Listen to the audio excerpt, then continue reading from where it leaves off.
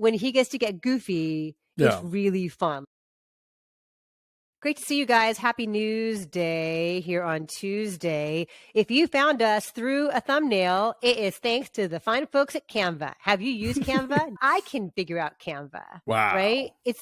Anybody can. If you have an invitation, a work project, a kid's school project, just want to play around and get creative. A meme. Canva. A meme. That's true. That's probably the most useful use of Canva is memes. You got to stay hip while Twitter is still a viable place to hang out. So link below to our friends at Canva. Go check them out. They've been really, really useful to me. I use them every single week. News. Okay, so Black Panther had a giant opening, as folks expected that they would. It is the second highest opening of the year so far. Domestically, Black Panther Wakanda Forever made $180 million domestically and made $330 million globally. That is second only to the Doctor Strange sequel, which made $187 million in its first weekend. Here's the crazy stat that I just found out. The Fabelmans opened on 4 screens and had like a 40,000 per screen, which is the kind of thing that happens for these limited releases of eagerly awaited movies. Wakanda Forever actually had a larger per screen average. It was like almost 41,000 per screen, and it was on like thousands of screens. So like, it's insane. Is that because of like IMAX? Like those tickets cost more, maybe? Maybe. Yeah. But I think also it's like, again, these are what is getting people back into theaters now. Yeah. And so it's like, it's nice that something is, but I wish that lots of other things were as well. Yeah. And folks will probably go more than once, And Sure. if you missed our live stream, yes. We'll have a link to that here. We had so much fun talking with so many of you guys about Wakanda Forever, and we'll definitely do more, including we'll do one soon of Glass Onion. You and I saw Glass Onion last night, went to the premiere at the Academy Museum, star-studded, very fun. So we'll have a review of that for you guys when it comes out next week on November 23rd. And then down the road, we'll do a spoiler talk so we can dig into it. It's going to be really hard to talk about Glass Onion without saying anything. So here's what happens in the first 5 minutes of Glass Onion. Yeah, exactly. Right. Here's what happens from what you know from the trailer. There's a boat and there are people.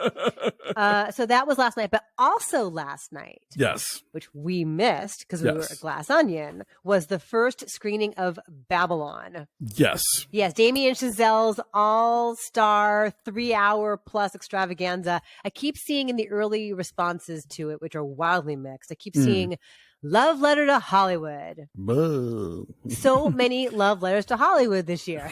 Yeah, I think Hollywood has got enough love out there. Like maybe, send a love letter to Broadway or something, Yeah, mix it up. Off Broadway. They need the love. Yeah, so I'm seeing like either it's brash and thrilling and the score is great, or I'm seeing like it's a hot mess. Yeah, no, which I'm now even more excited to see, because the movies that get that kind of response are like, oh, what is this even gonna be? We had to choose last night. I decided to go to see Glass Onion because I knew that we were going to be talking about it sooner rather than later. But we will, of course, be catching up to Babylon and discussing that as well. We will, no, for sure. Speaking of spectacles, there's going to be a sequel to RRR. Yeah. Will it be called SSS? Yeah, that's very exciting, and obviously not unprecedented for Mr. Rajamouli, who gave us the 2-part extravaganza. Title is flat right in my head. We talked about it. Bahubali. Thank you. Yes, 1 and 2. So yeah, I'm sure, given that RRR was already a complete, fictional fantasia based around historical characters, I'm sure they'll find more for these guys to do. Which animals can they include that they will not actually have harmed in the making of the film? Like, what more flying animals can we include all of here? The emus and muskrats are computer generated.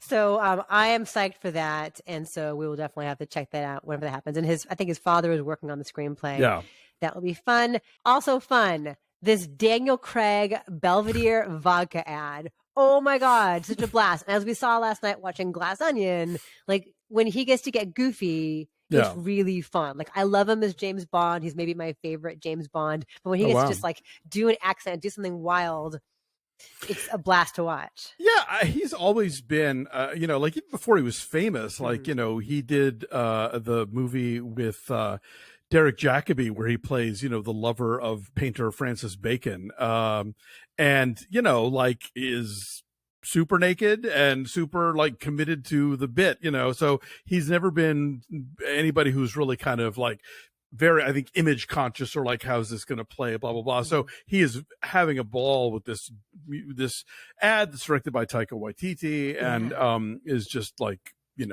having a laugh.